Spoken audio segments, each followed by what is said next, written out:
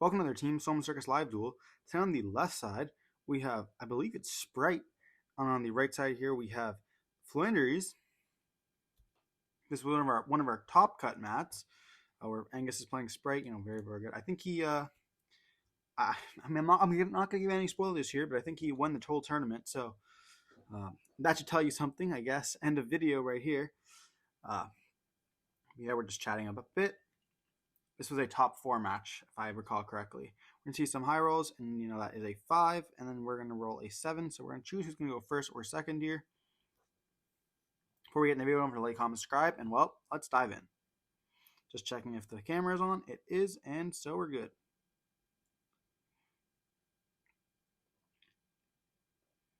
So I think we saw a lightning storm there. This was our third locals in a row that we were playing of through.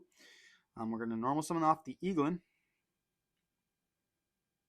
Then here we're going to activate the effect, searching for the M pen there. And that's not normally a good thing. And then we're going to normal summon the barrier statue, set one card, and hope for the best. I wonder if it would have just been better to normal summon the barrier statue there and just leave the Eaglin in hand. Here he's going to normal summon the blue, go into battle phase, attack into the barrier statue. Then he's going to activate the starter, summoning out the pixies. And then Pixie's going to attack into the Eaglin. I'm going to take 200 life points here. Or, no, he's not going to do Pixies. He's going for the blue there. And then blue is going to add Pixies to take a little extra life points. And he's going to summon out the carrot in defense position. He's going to make the Sprint. Sprint is going to send the Angler. He's going to summon out 2 of the Beavers. They will be in defense position, but it will not matter because he's going to be able to use them. Right away, he's going to overlay for a Gigantic, making that big body of 32. After the effect, detaching the Beaver here. Something most likely a Jet, I believe. Going for the red, okay. You go for Jet here. Jet effect's going to activate. Searching probably for a Smashers, or area Smashers in hand, my bad. So search for the starter there.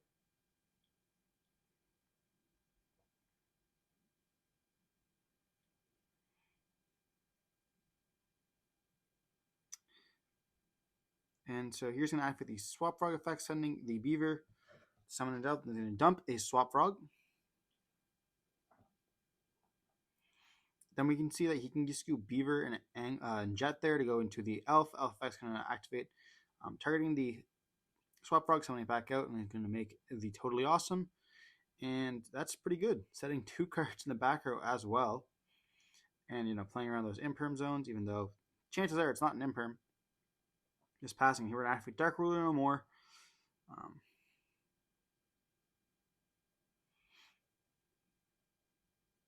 It's going to activate the starter there, or not activate starter.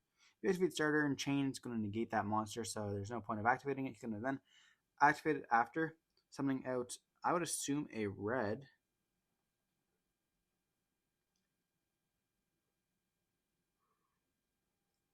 And he does have the carrot and the red in defense position, so they're not going to get destroyed.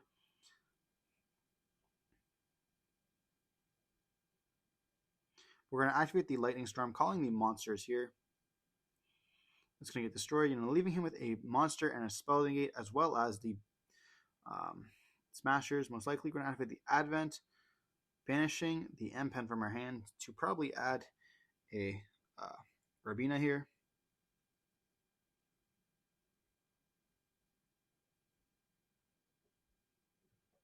I think we're reading Toucan, but Toucan has to actually add to activate the effect, so it's not. We're gonna add the Rabina there. It makes sense to me.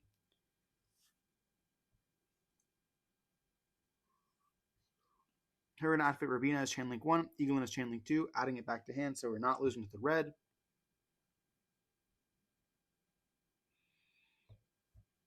And that's gonna add the Stree here. It looks like.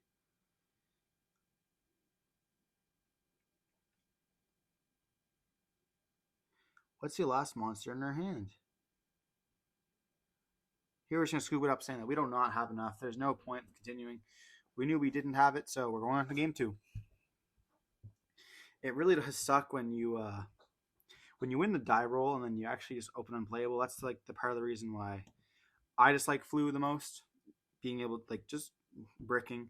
The deck is just super good, but Helmets is just bricks. Every deck's like that though, right? You don't want to brick your stuff, but sometimes it just happens. So we see him siding out lots of cards here. Most likely the Bystials, because he's not going to really get a chance to activate them as much, during this game. But that does give him lots of room for like other cards, like going second cards, or even just like generically good going cards like Droll, just end her turn pretty much immediately. I think if he's playing 8 Bystials, I think that means he'd be able to change out. It's like either like 6, 7, or 8 Bystials there. And he's going to go second, so he probably has lots of going second cards in his side deck as well. Even something like a Fenrir, if I don't have Barrier Statue up, is very, very crucial. So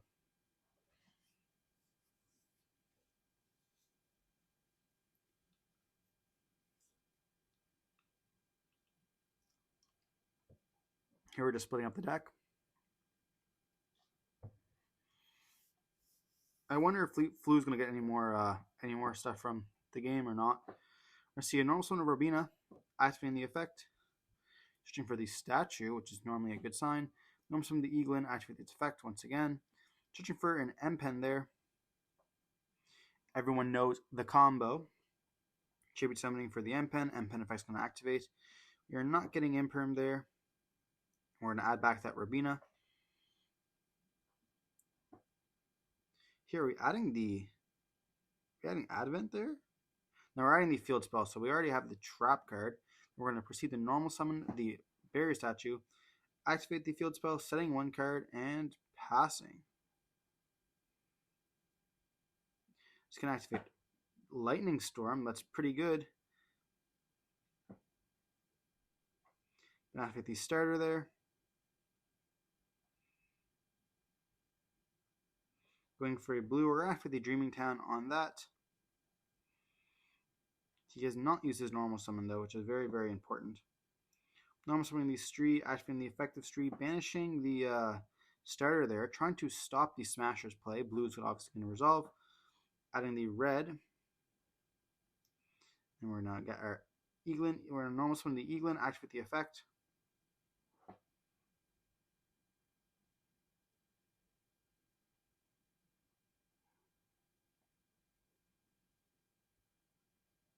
Searching for Ryza. I feel like just M-Pen's is better there. Normal summoning the Robina, activating the effect. Here, if we played another Barrier Statue, it'd be good to search it, but unfortunately we do not, so.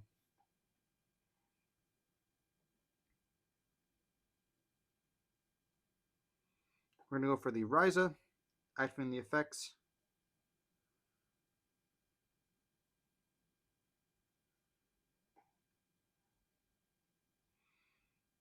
And here you have to think, if we bounce back the blue, he's going to have the normal summon. He does have the red. If he normal summons, I don't think we have another bird to activate. Unless we added Toucan, and then we could bounce back the Ryza.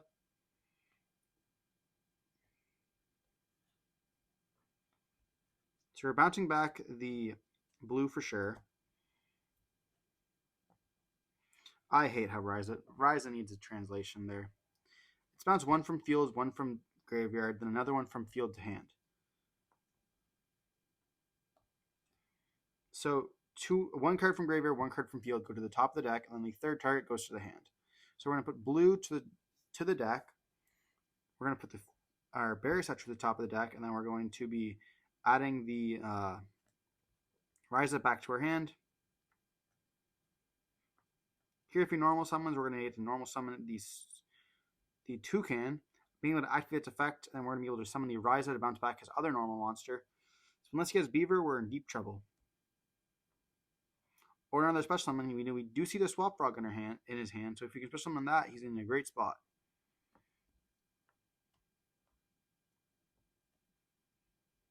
I also see a trap card. So normal summon the Jet, we're going to activate the effect. Normal summon the Toucan, then we're going to be activating the effect, adding the hand tribute summoning for the Ryza. Ryza effect's going to activate once again. One from graveyard, one from deck, one from graveyard, one from hand to top of the deck, and then what are we doing here? Bounce back the trap. Yep, makes sense. Then he's going to set one card and pass. Here's going to realize we're just going to scoop. We have Verbena. We have all the bird access there that we need, so he's just going to go into game 2. Game 3, fortunately, it to be like that. Sometimes you just open the crack, and your opponent doesn't have the outs, right?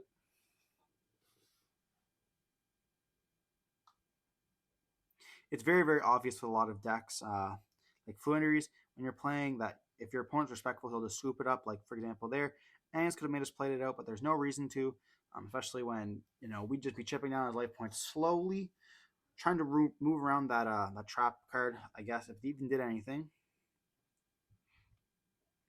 it's unfortunate. Like good players tend to do that a lot, unless it's like near the end, where they just make you they scoop it up when they notice the game is not winnable.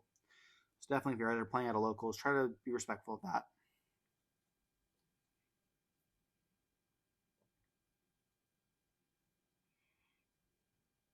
Here we're just shuffling it up, choosing the cards to take out. We're taking out the D fissures because we're most likely going to be going second, so there's no need for us to having those cards. Adding those going second cards that we're playing. I believe there's 9 in the deck at this point in time. I think this deck is the identical list to the one I was playing, the deck profile. That got put up on the 3rd, but I'm not too sure. Here we're going to see that they're going to go first. Can normal summon with the Beaver, activate the effect, summoning out an Angler. Special summon out the Jet. Jet effect's going to activate, searching for the starter. Starter's going to activate, summoning out the Blue. Blue effect's going to activate, searching for the Pixies. Pixie's going to be push summon there. He's going to overlay for a Gigantic. Activating the effect. Summon out the Swap Frog. Swap's going to summon the Swap. He's going to bounce the Swap back to hand. I'm most likely going to go for an Elf here, freeing up some of those zones because he has Swap Angler in hand. I'm going to overlay once again. Going for a Gin Buster there, activating the Swap Frog effect, sending the Angler. Then the Angler effect's going to activate, summoning out 2 of the Beavers. What if we just summon like Nimble Momongo here instead? That'd be so funny. And then Elf effect's going to summon back the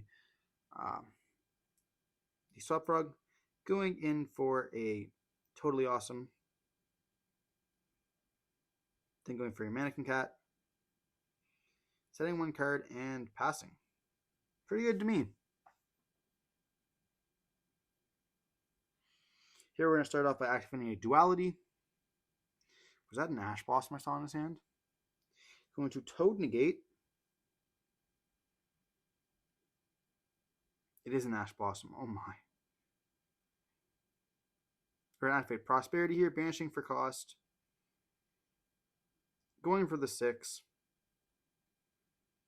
It's going to get met with an Ash Blossom, unfortunately for us. Then you're going to activate the Elf, summoning back the Carrot is right on the field, isn't it? We're going to set 2 cards, mystery card, 3 mystery cards, and then pass. It is not a set field spell. Does not look too good for us. Opening, 5 spells and traps. This is not great. Normal summon the Beaver that he added back. Summon out the Angler from the graveyard here. He's going to be able to overlay. And if we do not have a card to summon, then we're going to be in deep trouble.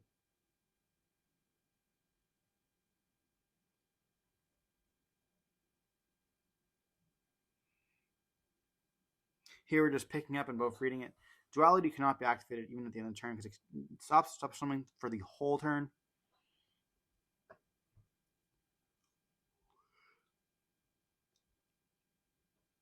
Here we're going to see go for the Gigantic. Gigantic effect's going to activate here, making it 32. Something with the blue. Blue effect's going to search. for the Jet.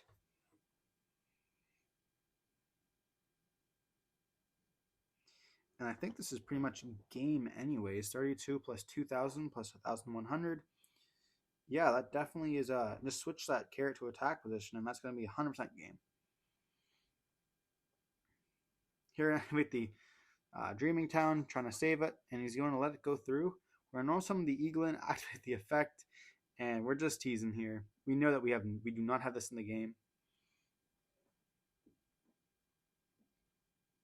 Here to say, well, you can Gin Buster it if you'd like. Then we just scoop it up saying, we searched our penguin, GG's. Fortunately, we were not able to win that one. He just had too much. We did not have enough. Hope you guys enjoyed the video. Don't forget to like, comment, subscribe, and we'll see you in the next one.